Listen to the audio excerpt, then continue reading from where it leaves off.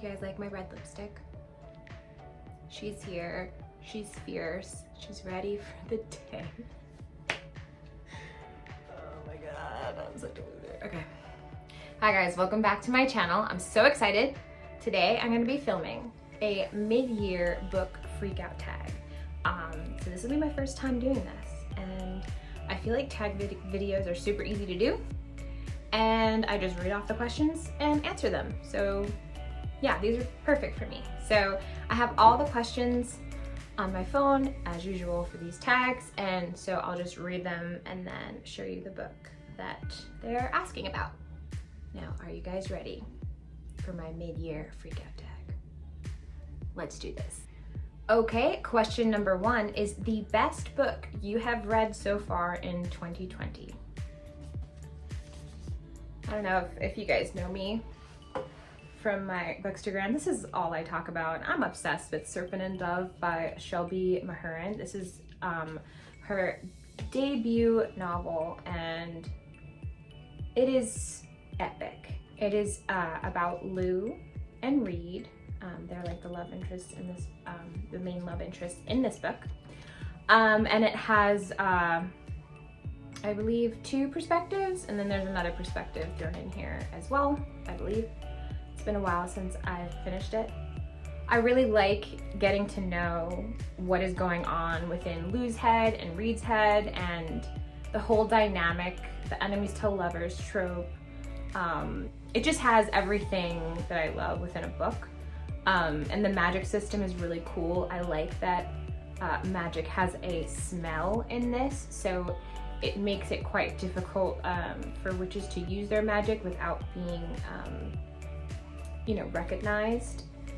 So yeah, it has a really cool magic system. The love story in here is epic. There's so many quotable lines, and I really enjoyed this. I also loved the audiobook as well, so I read with the audiobook and this. I would read a few chapters via audio and then read a few physical chapters. So yeah, highly recommend this book. Best one I've read so far in 2020. Okay, you guys, so I have a few that are like my best reads of 2020 so far, so I hope you don't mind me saying more than one, but I really enjoyed Clockwork Princess. This is the 3rd book in the Infernal Devices series. And it's like it's a Shadowhunter world. This is set before the Mortal Instruments. I prefer this series more than the Mortal Instruments series. I didn't finish that series, but this one is just really good. There is a love triangle in this series, but it's done to perfection, to a point where you just love them both. You love Will and Jem, so it makes it very hard to choose. I chose, but I'm not gonna tell you guys because I don't want to spoil anything. But this cover is beautiful. I love the editions that I got, and I am obsessed with this series. Another favorite of mine for 2020 is 6 of Crows by Leigh Bardugo. Oh my goodness, I loved this book so much. Every single character, it's like read in multiple perspectives as well. So you have different characters like Kaz, Ines, I'm missing someone, Jesper, I don't know. But there's like a heist, there's really cool like magic involved. This is set in the Grishaverse, so I highly recommend reading the Shadow and Bone series prior to this. That's what I did. That was recommended to me. But just her writing, this should have been a movie. I mean, this is going to be a TV series, but it kept my attention. I loved every single character. I kept wanting to read. As soon as I was done with the chapter, I was like, I gotta keep going. I just couldn't put this down. I stayed up a lot of late nights reading this. Yeah, and I love this world so much, and I love this edition. This is like the collector's edition, so yeah. Okay guys, I have to talk about one more book. How could I not mention this book? It literally is my profile picture. So this is Crescent City. This is a book by Sarah J. Maas. I'm sure you all know who Sarah J. Maas is, unless you live under a rock. Yeah, this is her first, I believe, adult series. It is an urban fantasy, and I'm a big fan of her ACOTAR series, and now I'm reading Throne of Glass, which is really good.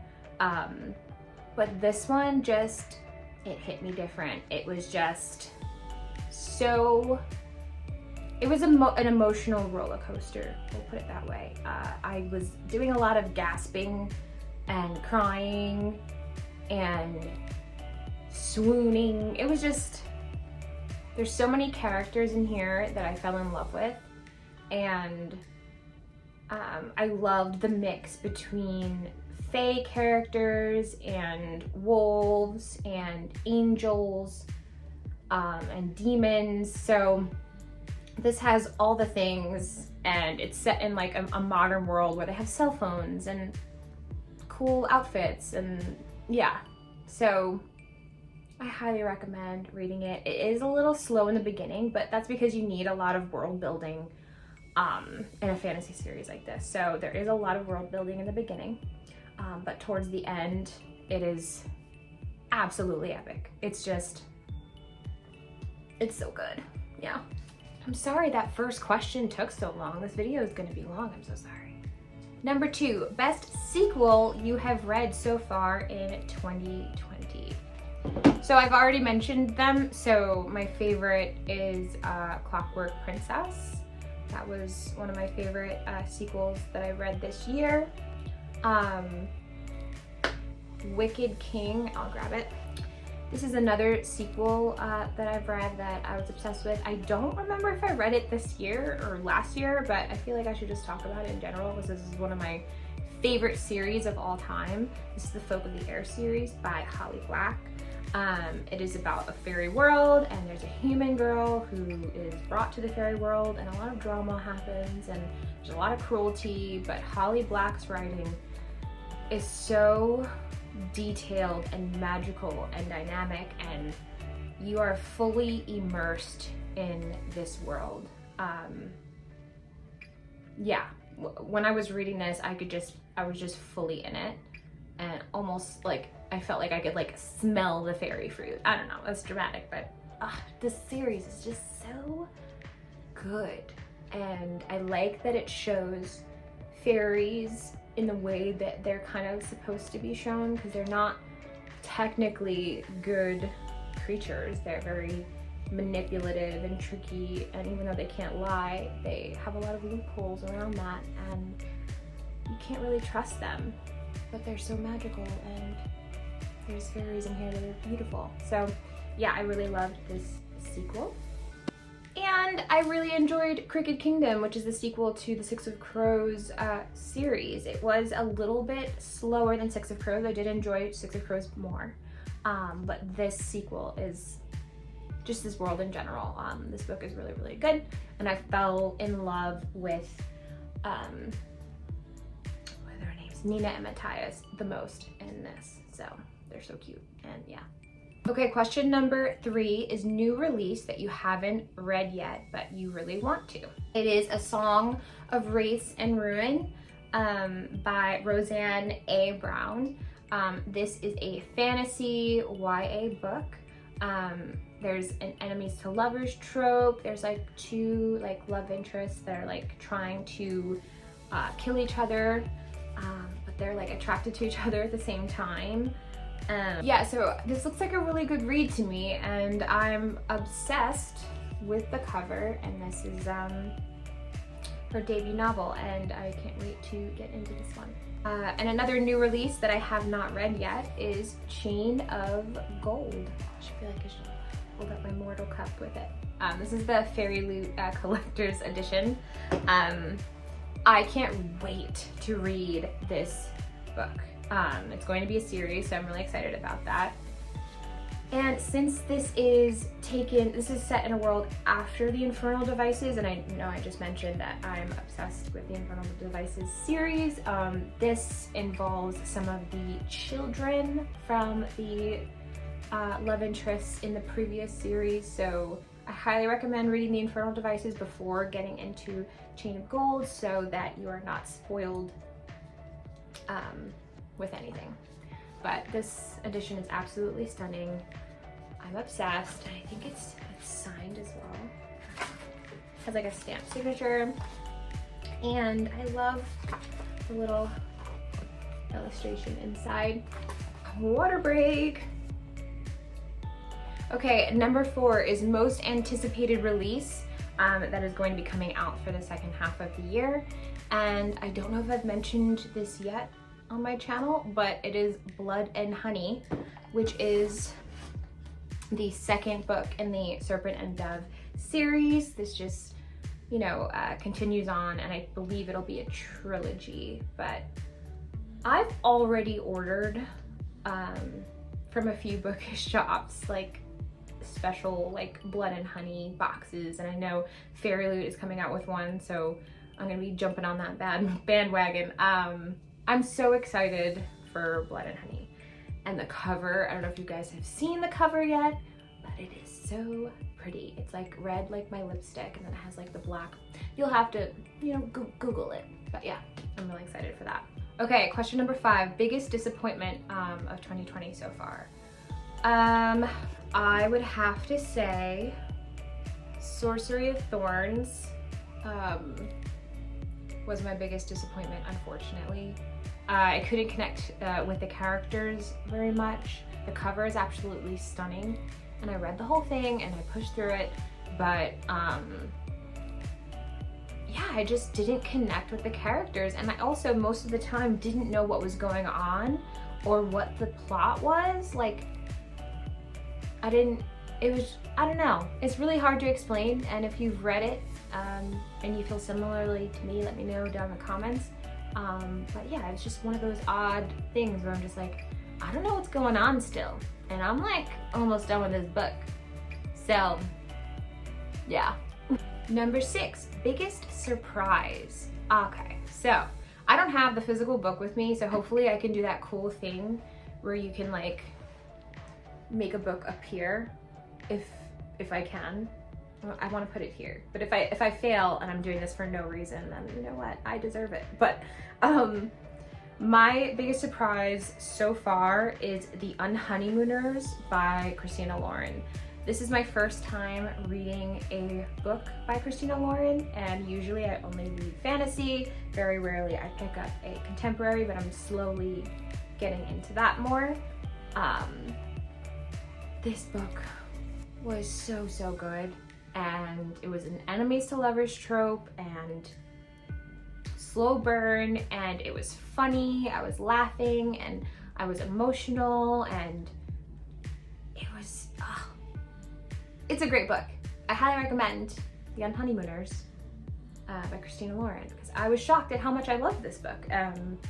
It's like one of my favorite books. Who would have thought?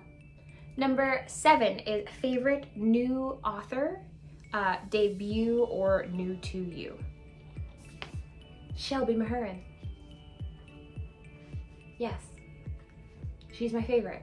She's only written this that I've read so far. Like, I haven't read anything else from her, but she's up there with SJ Math for me. Within this alone, like, literary genius. Just all the things that you want in a book, she put it in there with icing on top of a sticky bun. Anyway, I love Shelby, and she's so cool too. Like, I follow her on Instagram, and she's so down to earth, and I did like a picture of myself holding a sticky bun and holding this book because I'm such a big fan. I had a t-shirt, and she liked it and commented it, and I almost like passed out. I screamed in my kitchen. I was like, oh my gosh, she just talked to me. Like, so she's very cool, very down to earth, funny, and yes, this is my favorite new debut author. Okay, 8 is new fictional crush. You guys, I have so many new ones. First up is Rune from Crescent City. I'm gonna go grab a bookmark so you can understand why I chose him. Okay, this is Rune from Crescent City. Let's see. Look at him. Let me tap to focus. It's blurry. You get the gist. He's hot, and I like him. I like Hunt too, but like, I think it's the haircut and the tattoos. I think that's what, I mean, Hunt has a tattoo too. Whatever, I like Rune. I'm team Rune. Next fictional boyfriend, I also have a picture of him, a bookmark, is Rowan from Throne of Glass. I'm reading Throne of Glass for the first time ever, and he's my new fictional crush. He's beautiful, and he's a fae, and he's got tattoos. What else do you need? Also, I don't have any fan art of him, but I'd like to get fan art. I love Kaz Brekker from the Six of Crows duology as well, but I don't have any fan art of him, unfortunately. I would like to get some. Number 9, newest favorite character.